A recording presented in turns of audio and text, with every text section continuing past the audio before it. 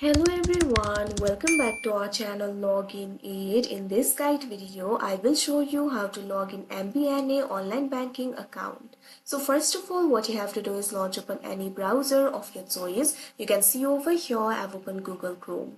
Now click on the search bar and type in mbna.ca, press enter.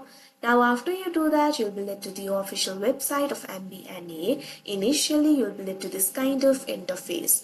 Now over here, you'll be able to find the section for MBNA online banking. Right over here, you'll be able to find the option for login. Simply click on it. Now once you do that, you can see over here you'll be led to the login interface of MBNA. From here you'll be able to log into your account. If you're not registered for online banking yet, you can register by clicking on this option, register now. But if you already have the account, simply provide your login name and password over here. Click on the field of login name and enter the login name over here. Likewise, click on the field of password and enter the password. If you have forgotten your login name or password, you can click on this option, forgot your login name or password, and you'll be able to recover them. Now after you enter your credentials, click on the login option that you can see on the screen.